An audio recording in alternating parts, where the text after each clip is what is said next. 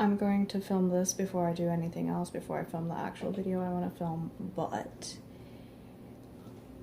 no longer in a brace. You can see the tan line. My wrist atrophied because they had us in a brace for so long. So, long story short, I'm unable to return to work because, again, my wrist atrophied and I cannot lift 50 pounds over my head continuously for over 5 hours at a time.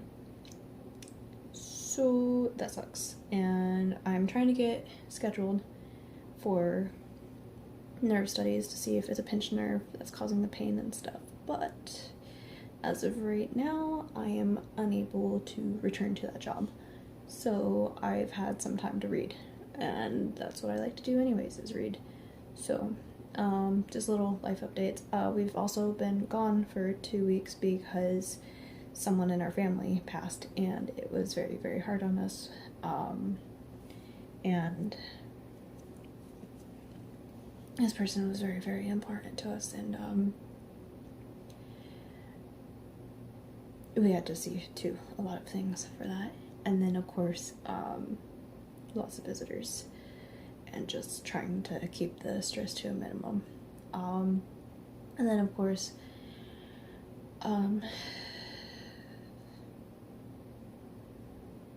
just a few other personal things that are inconvenient still, and I'm trying to get this sorted out so that we don't have any legal issues with someone who has decided to take a vehicle and get it impounded and say it belongs to us, and it has not belonged to us for months, and we have the evidence for it, but it's hard to get people to react and respond to you. So that's been a little stressful. But on a plus side, I've had time to myself to relax and stay off of social media for a bit, so much easier this way. But yeah, that's why we haven't posted in a while, so sorry about that, guys.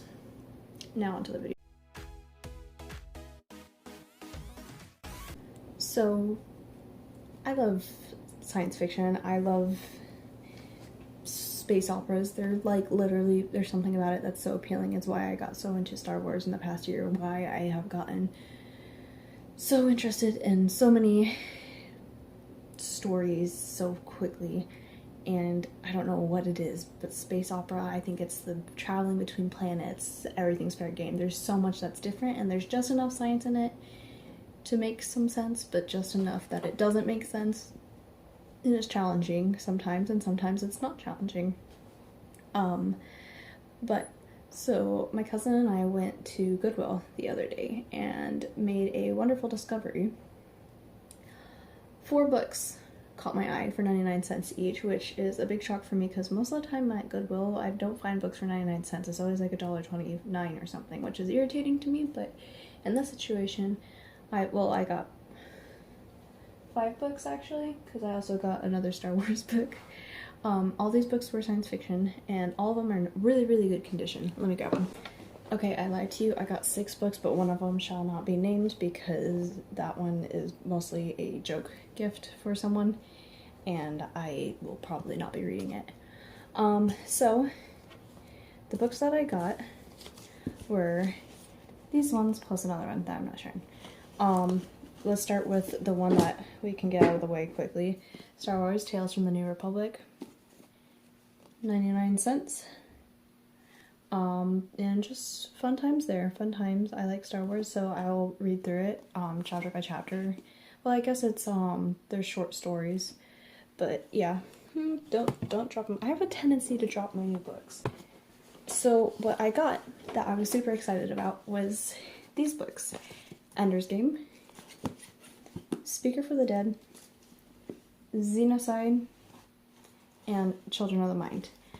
I went on thrift books earlier and I purchased Ender's Exile, which is the 5th one in the series. It's a quintet. And well, what happened is I saw them and they're like in really, really good condition. They're in extremely good condition for used books. Ender's Game has some obvious wear and tear on it, which, like, you can see it right here. You can see there's a crack in the spine. The edges are all But that's not what I look for.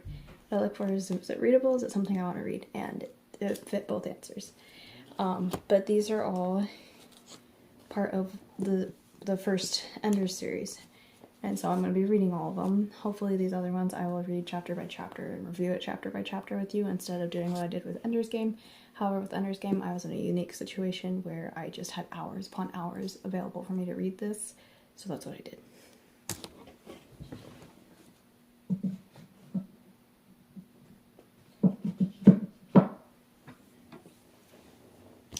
Okay, so we're going to start off with why did I do tabs? I did tabs because I wanted to remember this book. When I watched the movie when I was younger, I was obsessed. I liked the idea of the battle room. I really, really, really liked the idea of being in space and school training people. And it just... I loved the idea of the tables, the tables that Ender uses to communicate, and the way that the keyboard was one hand, and that was fascinating to me. I would lay in bed and actually think about the one-handed keyboard, the holographic keyboard, and how he just knew where what went. And so I was just like, okay. So I wanted to know.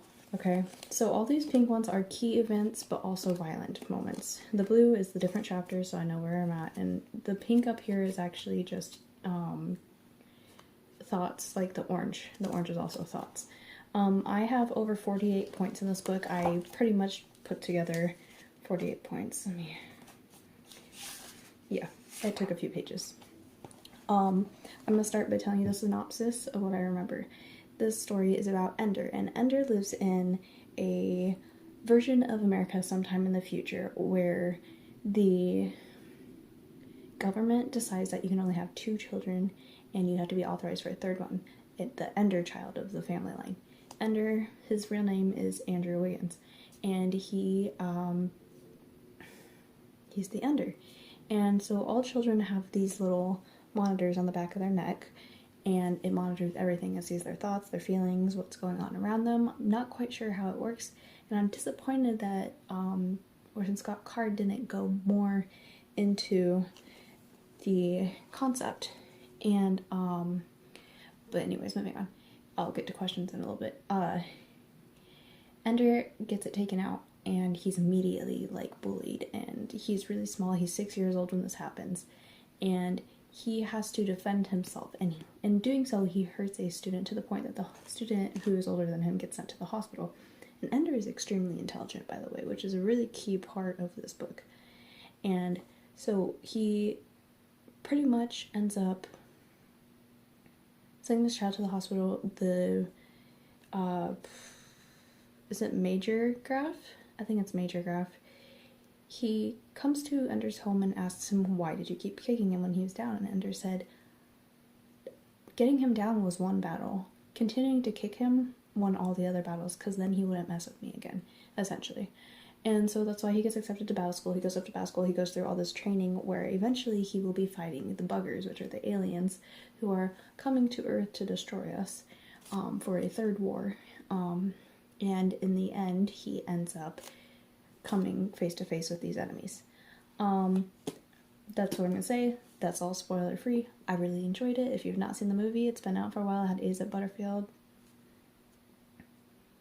That man was like my role model when I was younger, and it was specifically because of Ender's Game.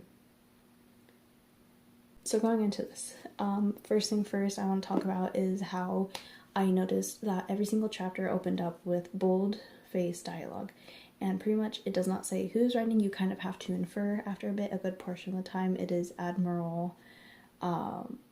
Major Anderson and Major Graf.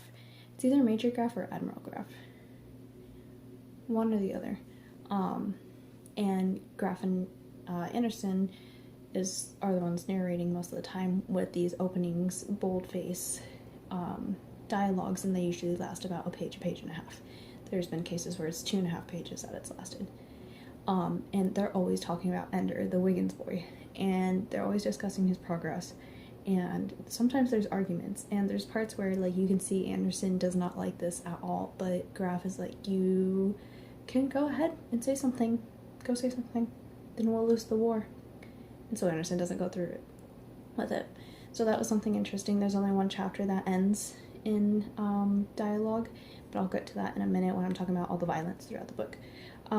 Secondly, Ender is 6 when this begins. At the end of the book, I believe he is 11 or 12, and then at one point there's like a flash forward, and I think he's about 19 if my math was correct when I was doing the math. Pretty much Ender ends up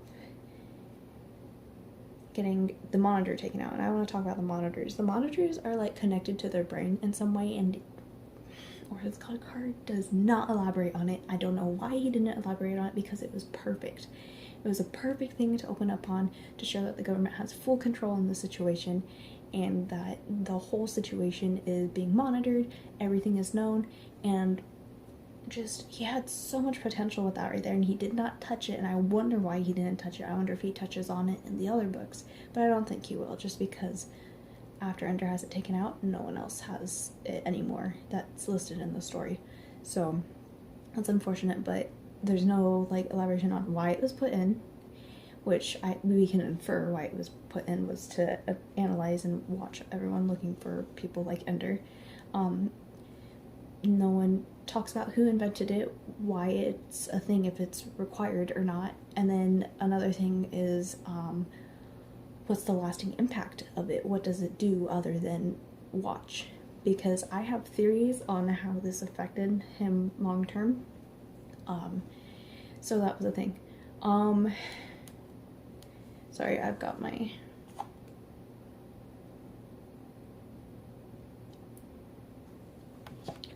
One thing I've noticed throughout the book as well is that over time the adults are very aware of what is happening to Ender, and they don't do anything to stop it. They want him to think that no one will help him because no one will help him in war. And Ender is a 6-year-old when this begins, and they make this decision. He is a small child. I don't know how many of you know how small a 6-year-old is, but they are tiny. They are itty-bitty little things that need to be protected and taken care of. They don't need to be strong, they need to be taken care of. And this is something that I will stand by. And so I wrote down at one point,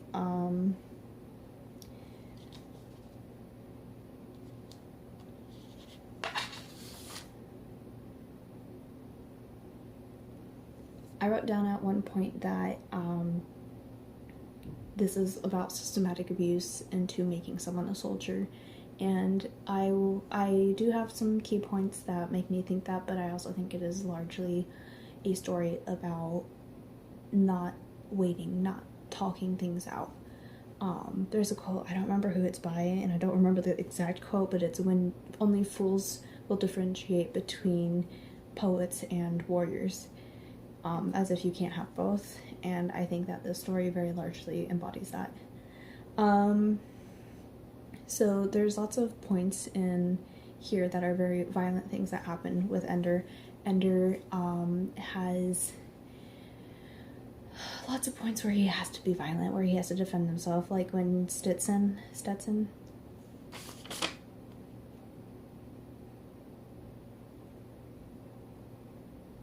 I didn't even write his name. At the very beginning, he hurts the young boy in order to defend himself. Then his brother Peter, who I'm like pretty sure is a psychopath. I can't diagnose anyone, I'm not certified for that, but a lot of his character traits are upon causing pain for others, and there's lots of animal deaths related to this character and lots of threats of death, and every single interaction with him has some form of underlying threat of violence of some sort. And then of course there was breaking Bernard's arm in space, which I think served to show how easy it is for someone to get hurt in space if they don't know what they're doing, and they're 6 years old, and Ender hurt this boy and broke his arm. And then of course there was talk about a student ending their life at one point, well 2 or 3 times it was mentioned. Kind of shows how rigorous the program is. And then of course there's Bonzo. Bonzo is physically abusive to the female character and Ender specifically, drawing blood from Petra, the female character, and then of course hurting Ender when Ender shows that he's grateful, and then of course trying to kill Ender, and of course Ender actually ending Bonso's life by accident, and they do not tell Ender. Then of course there's the video game, which I'll get into the video game soon. It's like freaking amazing, the concept, and it actually ties in with the monitor thing I have questions about. The video game, he kills a giant in the giant's game. That's Ender's game. And then of course there's all those simulations where he has to kill the buggers. And he drowns his sister in one of the simulations, and he dies a lot in the simulations, so there's lots of violence around Ender specifically. And then of course old Mazer, near the end of the book, just attacking him, and just Ender having to defend himself continuously is a whole other situation. So there's just lots of violence around Ender. They're trying to desensitize him, and at the end of the book, of course, he kills an entire species. He commits genocide without knowing it, and he is under the impression that it's a simulation. However, it is not a simulation, it is actual set of battles. So Ender is just surrounded by violence from the start. He has no chance to know anything except for violence, and that's what he does, is he's violent. And there's a quote, one of the older boys tells him, "You ain't nobody until you've had your first kill. You ain't nobody." And that is something one of the older boys at battle school tells him, and that means that that is what they are teaching them. That is what they are teaching the boys at this school. And so it's very ingrained in them. I want to talk about the tables in the games. The game is quoted as being a link between the computer and the child. It's a mental link, which they don't elaborate how it's a mental link and how he's able to control it through mental capacities, and how it creates things based on his own experiences, his feelings, his emotions.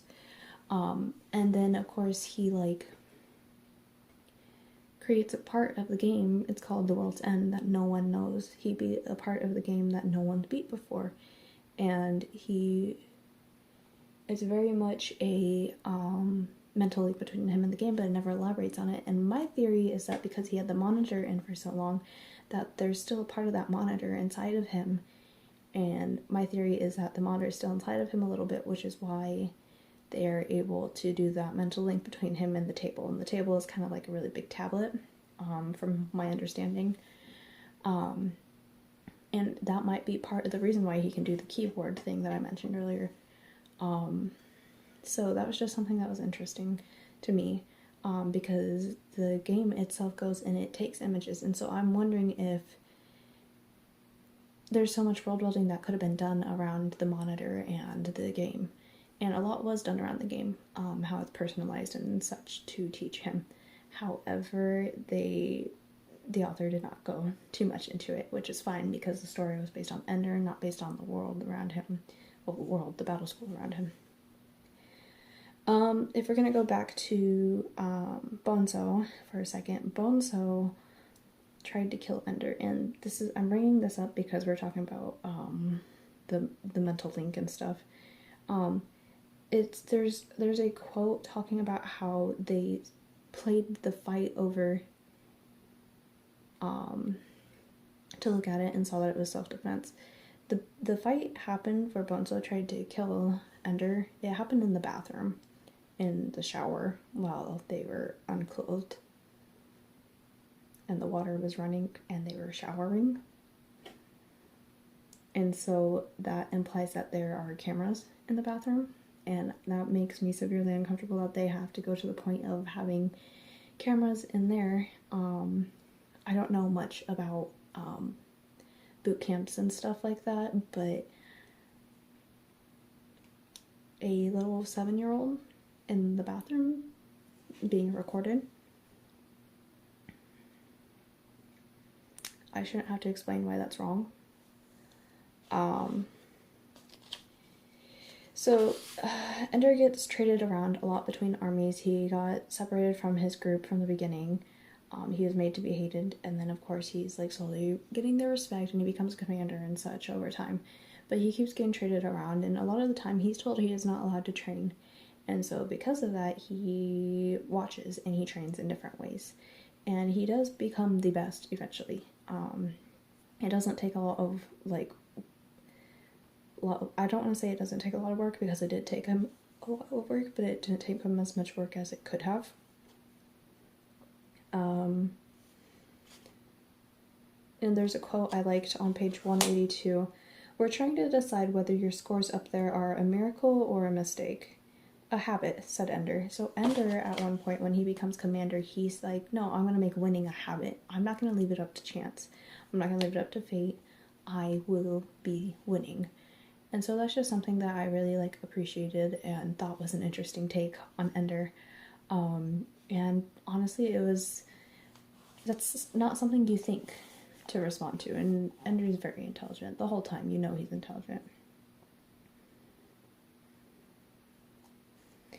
And there's one point after the fight with Bonzo that Ender just decides, I'm not doing anything anymore.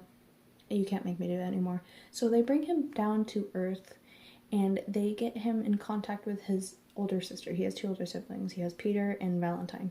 And he has this really weird attachment to Valentine that I really don't want to go into right now, because I don't know if it progresses into anything. But at the end of the book, they do end up leaving to a new colony together. And it's just a little uncomfortable to me, that whole dynamic and situation. Mind you, they are siblings, and this is a space opera, so I'm not quite sure yet, but I will see throughout the other books. And they use her in order to convince him to go back to battle school and become a commander. He gets sent to command school, not pre-command school. He skips it completely and gets sent to command school at the age of around 10 or 11. And, usually they don't send them until they're 16, so it's like he's on an accelerated course extremely.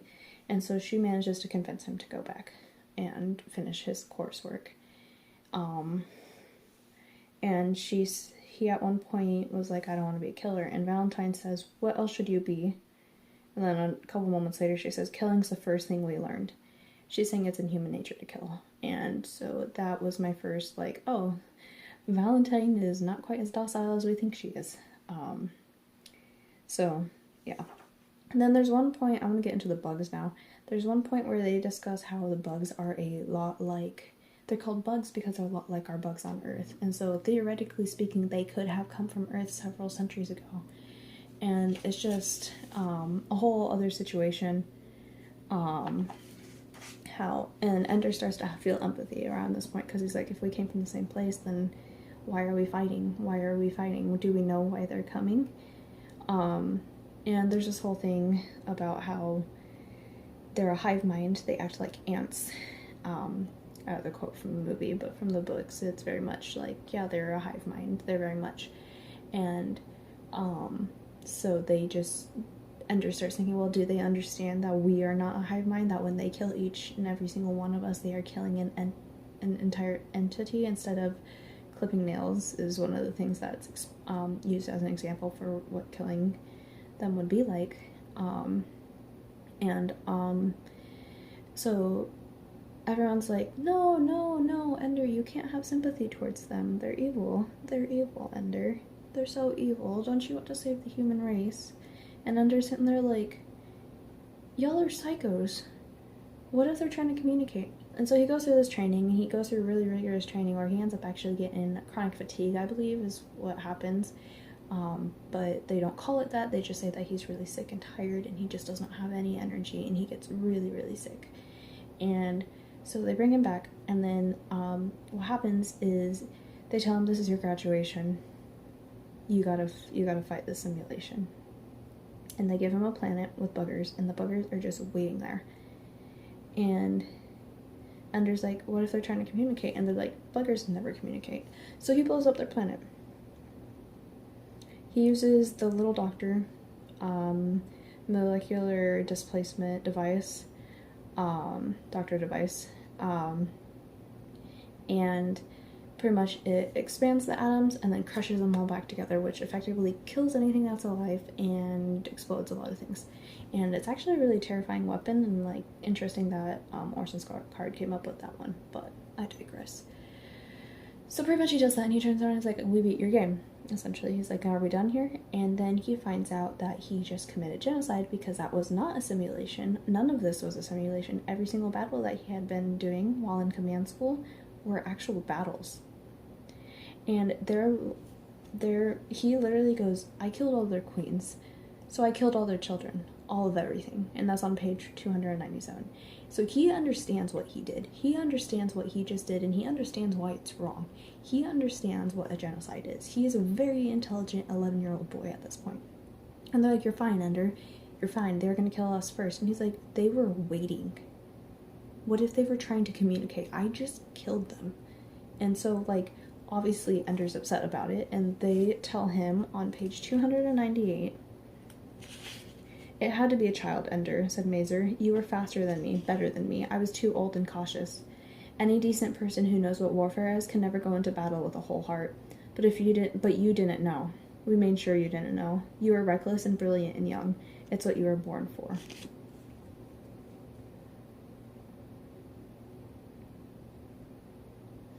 They said that because Ender was a child and could not fully comprehend the horror of what he had just done, he was the perfect candidate. But as we have just said, he understands what he did. He knows what he did. He understands the situation he has just caused and has been put in. And they are dismissing this specifically because he's a child. And they acknowledge that he's a child now, but beforehand they're like, you're at bell school, you have to do it all by yourself, no one's gonna help you. So of course all this happens, and then of course, like, I'm totally ignoring the whole subplot where there's stuff happening down on Earth with like the Warsaw Pact and the Russians and the Americans and the war that's about to happen. And then of course after this, everyone wants Ender on their team, everyone wants him to be their general, and he's like, no. And at the end of the story, he ends up going to do a new colony where he had just killed a million bajillion buggers. And of course, he finds a queen, and one of the buggers' queens, and he takes it with him so that he can restart their race and restart their whole entire civilization to atone for the sins of what he had done. And of course he has to do this secretly, and of course he writes a book, which he's called The Speaker for the Dead, which is the title of the second book, which I will be reading next. And as much as I hate to admit it, this book is meant to be sad, depressing, and angry, and I think that's the point of it. I have so many more questions that I can't even begin to articulate or think about fully. However, understanding that this is the first part of a quintet, I will be reading more, and hopefully more answers will be given. Hopefully he will elaborate further. Maybe he will, maybe he won't. But either way, this book was a wonderful journey to actually go on. I was very, very pleased with it. I really enjoyed the experience I got out of it. Although it did make me sad and very frustrated at the main antagonists. So, having said that, if you have any opinions, any questions, or if you have answers to some of the questions I have, feel free to comment down below about that. Don't forget to like and subscribe for more. This is what I enjoy doing. Having said that, I hope you guys are doing well. Don't forget to hydrate and make sure you eat something today, even if it's just a cracker or something small. And to take care of yourselves, because there's only one you. Don't forget that, okay? Anyways, I will get on to the next one. I'm thinking for the next one, for Speaker of the Dead, that I will be... For Speaker of the Dead, I believe I will be reading it chapter by chapter and analyzing it chapter by chapter, just to keep things a little more concise and a little bit easier. So, thanks for checking it out, Danger Noodles. See you next one. Bye!